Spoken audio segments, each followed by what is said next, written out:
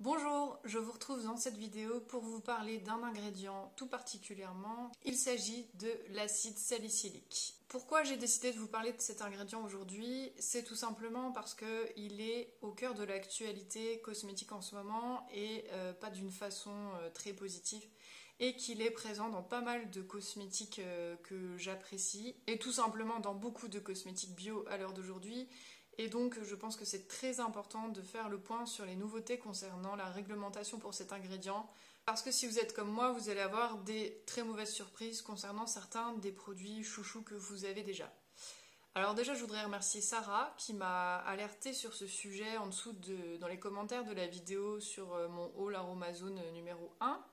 Dans laquelle je parlais en fait de l'acide salicylique en disant que j'avais remarqué que dans le sérum à l'acide hyaluronique Aromazone il y avait de l'extrait de saule et que l'extrait de saule c'était en fait de l'acide salicylique sous sa forme naturelle et qu'Aromazone à ce sujet disait que sous sa forme naturelle l'acide salicylique n'était pas aussi dangereux que sous une forme chimique. Et Sarah, dans les commentaires, me faisait remarquer que INCI Beauty, l'application que j'aime beaucoup également pour scanner les compositions cosmétiques et que je vous conseille dans la vidéo que je vais vous mettre en notification, donc que cette application avait déclassé en fait l'acide salicylique, qu'il soit naturel ou non, pour le passer en rouge. Et effectivement, je ne m'étais pas rendu compte de ça à ce moment-là. Et en regardant plus en détail et en creusant un peu, je me suis rendu compte qu'effectivement, l'acide salicylique était décrié que ce soit sous sa forme naturelle ou chimique. Donc l'argument d'Aromazone ne tenait pas vraiment la route par rapport au fait qu'ils l'utilisaient sous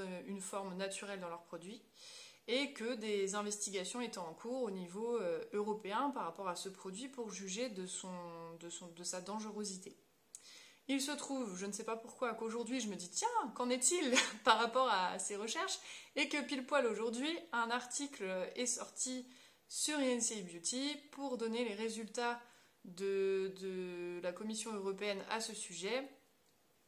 Et donc je me suis dit que c'était intéressant de vous partager ces résultats parce qu'effectivement la réglementation s'est durcie par rapport à ce composant-là. Donc jusqu'à présent, il était déjà classé CMR suspecté. Donc CMR, ça veut dire potentiellement cancérigène, mutagène, qui pourrait avoir des effets néfastes sur le système de reproduction.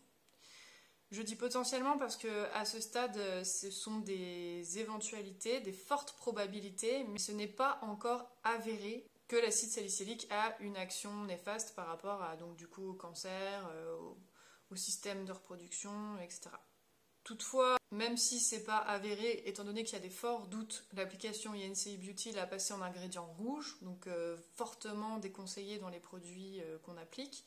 Et moi-même, du coup, je vais complètement le bannir de toutes les compositions des produits que j'achète parce que là, je trouve qu'on est quand même sur du fort doute et que ça justifie de faire attention, qu'il y a pas mal de choses comme les parabènes, où au début on était sur du fort doute avant que ça soit vraiment prouvé que c'est pas bon, et que de toute façon c'est jamais très rapide entre les forts doutes et les preuves avérées que les choses sont nocives pour la santé. Au final il y a toujours beaucoup de temps qui se passe. Donc pour moi je vais appliquer le principe de précaution et je vous conseille fortement de le faire pour vous également.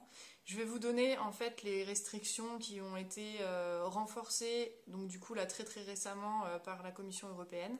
Et puis vous vous ferez bien sûr votre propre avis sur la question. Donc précédemment, il avait déjà été totalement interdit pour les produits pour les enfants de moins de 3 ans, pour les produits bucco-dentaires et pour les produits en spray.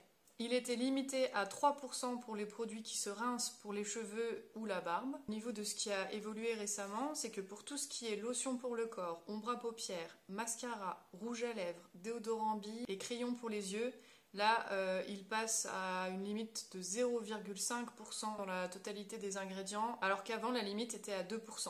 Donc là, c'est quand même une réduction vraiment très importante. Et donc pour tous les autres produits que je n'ai pas cités, il est limité toujours à 2%. Donc ce qui est important à savoir et ce qui est noté dans l'article d'INCI Beauty que je vais vous mettre en barre d'infos, c'est que ces restrictions-là vont seulement s'appliquer à partir du 1er octobre 2021. Donc actuellement, il y a pas mal de produits sur le marché qui ont encore des doses qui dépassent ces doses-là. Et ce sera le cas de façon réglementée jusqu'au 1er octobre. Donc il y aura seulement des changements, je pense, dans pas mal de compositions de produits. et dans les produits qu'on a l'habitude d'utiliser dans leur compo à partir du 1er octobre. Concernant mes produits chouchous par rapport à cette nouveauté, j'avoue que je suis assez dépitée parce que il se trouve, et je crois que je vous en parle dans la vidéo Haul Aromazone 2, qu'en fait j'en avais acheté carrément sous sa forme pure. Je sais plus si c'était dans la vidéo Haul Aromazone 1 ou 2. Donc voici. Et que du coup j'ai peur d'utiliser maintenant, mais comme je n'aime pas jeter, je vais le terminer à petite dose, du coup à très très petite dose dans certains produits en respectant les doses maximales. Mais du coup j'avoue que je suis pas du tout sereine avec ce produit et que bien sûr je ne le rachèterai pas. Sachant donc par rapport aux problématiques qui peuvent être en lien avec la reproduction, ce que j'ai pas dit plus haut je crois, c'est qu'il est suspecté de perturbateur endocrinien. Perturbateur endocrinien, ça veut dire un rôle sur les hormones. Et les hormones, ça joue sur énormément de choses sur notre corps. On va refaire un petit topo biologie, mais en fait, ça joue sur le sommeil, ça joue sur l'humeur, ça joue sur le système de reproduction, ça joue sur la régulation de l'appétit, ça joue sur tout un tas de trucs. Et moi, personnellement, ça c'est un sujet que j'ai pas trop évoqué encore sur la chaîne, mais je suis déjà par moi-même en train d'essayer de réguler mon système hormonal parce que j'ai des petits couacs par rapport à ça, plutôt côté cycle féminin. Et justement, du coup, j'essaye de limiter au maximum les perturbateurs endocriniens dans ma vie et donc découvrir qu'en fait, énormément de mes produits chouchous contiennent de l'acide salicylique sous sa forme de saule et que lui-même est en fait un perturbateur endocrinien fortement suspecté. Comment vous dire que ça me dépite un peu. Surtout que, du coup, donc, il est présent, comme je vous le disais plus haut, dans l'acide hyaluronique d'Aromazone, qui était un de mes grands chouchous de ces derniers temps. Donc, j'espère de tout cœur qu'ils vont faire évoluer la composition de ce sérum, parce qu'en fait, ce n'est pas l'acide salicylique qui est finalement le plus important, l'ingrédient le plus important dans ce sérum. Donc, j'espère qu'ils vont faire évoluer cette composition. Je vous invite à leur suggérer par message, parce que plus on sera à leur suggérer, plus vite ils changeront sûrement cette composition. Personnellement, je l'ai déjà fait. J'aurais suggéré de retirer ce composé de leur formulation pour le sérum à l'acide hyaluronique. Et je leur ai demandé ce qu'ils comptaient faire par rapport à justement aux polémiques qui entourent cet ingrédient en ce moment. Et à ce jour, je n'ai toujours pas reçu de réponse à ma question. Voilà. Malheureusement, il n'y a pas que ce produit-là qui est touché par ce problème de l'acide salicylique. Et c'est là que je me rends compte qu'il y en a dans vraiment pas mal de produits. J'ai un autre produit chouchou que je ne vous avais pas encore présenté parce que je ne l'ai pas fini, donc vous ne l'avez pas encore vu dans les produits terminés. C'est la crème Hydramuse de la marque Cadalis, crème réconfortante 24 heures que j'aimais vraiment beaucoup. Il n'y en reste plus beaucoup et je vais du coup la terminer. Mais du coup ça contient de l'acide salicylique et à mon grand regret. Donc tant que la formulation de cette crème n'a pas évolué, elle va faire partie également des produits que je ne rachèterai pas. Et par rapport, alors là c'est deux produits que j'avais pas encore achetés mais qui étaient dans ma wishlist pour cet été pour des produits en rapport avec le soleil. La crème solaire Aquarelle SPF 30 en spray en contient et la gelée après solaire réconfortante Aquarelle qui était aussi dans ma wishlist parce que j'avais vu beaucoup de bons retours et que j'avais envie de tester en contient également. Donc pour ma part c'est pareil, ces deux produits là que je n'ai pas encore achetés mais que je comptais acheter. Ça ne sera pas pour cet été, j'attends du coup que les ingrédients évoluent. Je vous invite à refaire un petit tour avec Yancy Beauty en scannant un peu toute votre salle de bain parce que, étant donné que du coup il est passé en rouge il n'y a pas longtemps, des produits au moment de l'achat qui étaient très certainement bien notés sont sûrement aujourd'hui plus trop bien notés et ça vous permettra de faire le point sur les produits qui en contiennent, les produits qui n'en contiennent pas. Et après, libre à vous de choisir de les terminer ou pas. Voilà, moi j'ai vraiment un problème avec le fait de jeter des choses, donc je vais terminer tout en essayant d'espacer, de pas tout finir en même temps pour limiter mon exposition. Parce que si j'utilise une crème, admettons pour le visage, qui en contient une crème pour les pieds, qui en contient une crème pour ceci, qui en contient un shampoing, qui en contient. Au final, ça va faire un fort pourcentage d'acide salicylique dans mon corps d'un coup. Et donc je pense que là c'est vraiment pas top top. Donc là je vais vite finir tout ça et puis passer à autre chose. Voilà, donc c'était un petit point sur cet ingrédient qui est l'acide salicylique et qui est donc sous sa forme naturelle, je vais vous redire, le Salix nigra Willow Bark Extract, extrait de saule. J'espère ne pas vous avoir J'espère que vous ne serez pas trop déçus après le visionnage de cette vidéo et que vous n'aurez pas trop de produits impactés dans votre salle de bain par rapport à ça.